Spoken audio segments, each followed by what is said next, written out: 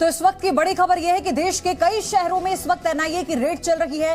Gangster और drug smugglers के ठिकानों पर यह रेड मारी गई है। गैंगस्टर लॉरेंस बिश्नोई, गोल्डी बरार और बम्बिहा गैंग से जुड़े लोगों और शूटर्स के ठिकानों पर यह रेड पड़ रही है। ये बड़ी जानकारी इस वक्त आपको हम देते हैं। गैंगस्टर कौशल के शार्प शूटर संदीप के भाई अनिल के घर पर भी एनआईए ने छापा मारा है। नाहरपुर रूपा इलाके में सुबह से एनआईए की रेड चल रही है। इससे पहले गैंगस्टर कौशल चौधरी, गैंगस्टर अमित डागर और शार्प शूटर संदीप बंदर के घर से भी एनआईए ने कई चीजें मिलने का दावा किया है। यहां पर भी रेड चल रही है। अनिल और करतार के ठिकानों पर भी एनआईए की रेड जारी है। ये बड़ी खबर इस वक्त की आपको बता रहे हैं। गैंगस्टर आतंक के गठजोड़ पर ये बड़ी स्ट्राइक है एनआईए की। जितने भी तरह के इनपुट्स मिले उसके बाद ये पूरी तैयारी के साथ रेड डाली जा रही है। ये बहुत बड़ी खबर है क्योंकि लॉरेंस बिश्नोई और जिस तरह से सिद्धू मूसेवाला मर्डर केस के बाद जो ये अपने खेत में 2000 मछलियां पाल के हर 6 महीने में 3 लाख तक कमा रहे हैं। आपको भी ये करना है, इनसे सीखना है तो फ्रीडम ऐप को अभी डाउनलोड कीजिए। गैंग वॉर को लेकर, गैंगस्टर्स को लेकर जो बड़े खुलासे हुए और फिर उनका आतंकी कनेक्शन कैसे, क्योंकि जो फंडिंग उन्हें हो रही थी, इस बात को लेकर लगातार कई खुलासे हो रहे थे, सूत्र बता रहे थे। अब इसी को लेकर एनआईए ने कमर कस ली है। एनआईए की रडार पर हैं अब ये गैंगस्टर्स और इनके ठिकानों पर हो रही है छापेमारी। तो चलिए अब आपको बताते हैं कि छापेमारी हो कहां पर रही है। एनआईए की आज की जो रेड है हरियाणा में हो रही है। हरियाणा से किस तरह से कई ऐसे गैंगस्टर्स हैं जिनके तार कहा गया था कि आतंकियों से भी जुड़े हो सकते हैं। उत्तर प्रदेश में इस वक्त रेड चल रही है एनआईए की। पंजाब में चल रही है। सिद्धू मूसेवाला मर्डर केस के बाद पंजाब में हर तरह से एनआईए और तमाम एजेंसियां एक्टिव हैं। दिल्ली राजधानी में भी रेड चल रही है और राजस्थान तक इसके तार जुड़े हैं। तो आपको ये बता दें कि गैंगस्टर आतंकी कनेक्शन पर यह रेड है। आपको ये समझना होगा क्यों, क्योंकि कई ऐसे इनपुट्स थे जो एनआईए को मिले थे, जिसके बाद इसमें फंडिंग से लेकर जो तमाम एक्टिविटी हैं उन्हें लेकर जानकारी आई थी, जिसके बाद ये रेड डाली जा रही है। मनीष शुक्ला मेरे सहयोगी हमारे साथ हैं, जितेंद्र शर्मा भी हमारे साथ जुड़ चुके हैं। सबसे पहले जितेंद्र, अभी जो अपडेट है वो बताइए, लेटेस्ट जानकारी क्या है इस रेड से जुड़ी? देखिए प्रदीप, एनआईए जो है मल्टी स्टेट्स में ये छापेमारी कर रही है। जो गैंगस्टर्स का जो नेक्सस है उसको लेकर के छापेमारी की जा रही है। दिल्ली में छापेमारी हो रही है, हरियाणा में छापेमारी हो रही है, पंजाब और राजस्थान, ये वो जगह है जहां के गैंगस्टर्स ने अपना हाथ मिला लिया है। और ये जो गैंगस्टर है जो ये पूरा नेक्सस चला रहे हैं, ये गोल्डी बरार गैंग है जो कि इस समय बाहर बैठा हुआ है और उसके साथ लॉरेंस बिश्नोई है। वहीं दूसरा जो है लकी पटियाल, भांबिया और नीरज भवानिया, ये गैंगस्टर्स हैं।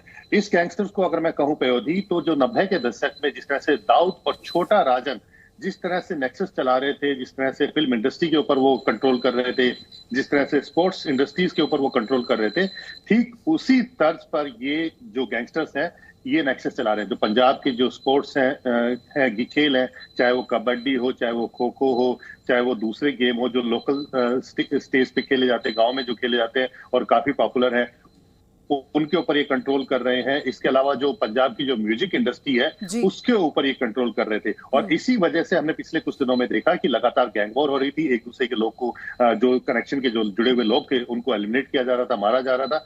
सिद्धू मूसेवाला इसमें सबसे बड़ा नाम था, जिसको जो बाम्बिया गैंग है उसने मरवा दिया था, क्योंकि उसके जो क्लोज थे उसको, विक्की बिद्दू खेड़ा को, उसको उससे पहले हत्या कर दी गई थी। तो ये गैंग वॉर पिछले काफी समय से चल रही थी। तो इससे पहले जो स्टेट पुलिस है वो इस मामले की जांच कर रही थी। चाहे वो दिल्ली के अंदर एक्सटॉर्शन कॉल आती थी, उसको लेकर के दिल्ली पुलिस अपनी जांच कर रही थी। राजस्थान में जो मामला आता था उसको लेकर के जांच कर रही थी। पंजाब अपनी जांच कर रही थी। अब ये पूरा जो मामला है वो एनआईए को दे दिया गया है, क्योंकि जो गैंग है उसके जो कनेक्शन है वो इंटरनेशनल है और मल्टी स्टेट फैले हुए हैं। और जिस तरह से ये पूरा जो नेक्सस चला रहे हैं, इसी बात को लेकर एनआईए की रडार पर आ गए हैं तमाम गैंगस्टर्स और इनके ठिकाने। मनीष, जो भी जितेंद्र कह रहे थे, जब हम बात करते हैं गोल्डी बरार की, हम बात करते हैं सिद्धू मूसेवाला की हत्या के बाद से ये समझ में आया कि कैसे जो गैंग्स हैं, गैंग वॉर की जब हम बात कर रहे थे तो वो एक्टिव है।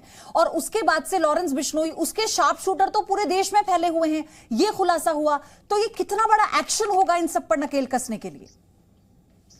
देखिए, आपको हम बताएं कि ये दूसरी एनआईए की रेड है गैंगस्टर के खिलाफ। इससे पहले एनआईए ने बड़े लेवल पर छापेमारी की थी और ये खुफिया इनपुट्स मिले थे कि जो कई गैंगस्टर्स हैं उनके जो लिंक हैं वो पाकिस्तान के जो खालिस्तानी ग्रुप हैं, जो टेररिस्ट ग्रुप हैं, उनसे हैं। दूसरी बड़ी बात, आप देख रहे हैं लगातार बॉर्डर से ड्रोन्स के जरिए कभी वेपन्स दिए जा रहे हैं, कभी इस ड्रग्स की स्मगलिंग कराई जा रही है। और ये जो गैंगस्टर्स हैं, इनके जो लोग हैं जो जेलों में बंद कैदी हैं, उनके जरिए ये पूरे नेटवर्क को फैलाया जा रहा था। दूसरे बड़े इनपुट्स मिले थे कि कनाडा और ऑस्ट्रेलिया, जर्मनी और यूके जैसे देशों में कई खालिस्तानी, जो जैसे हम सिख फॉर जस्टिस की बात करते हैं, इनसे भी इन गैंगस्टर्स के लिंक पाए जा रहे थे। तो ऐसी स्थिति में चूंकि इनके टेरर लिंक आ रहे थे सामने, इसलिए होम मिनिस्ट्री ने फैसला किया था कि इसके बड़े पैमाने पर जांच होनी चाहिए और इनके लिंक को खत्म करने की जरूरत है। चूंकि कई गैंगस्टर्स हैं जिनके ऊपर बहुत से केसेस हैं, लेकिन कई जो विटनेसेस हैं वो कोर्ट में सामने नहीं आते थे पहले।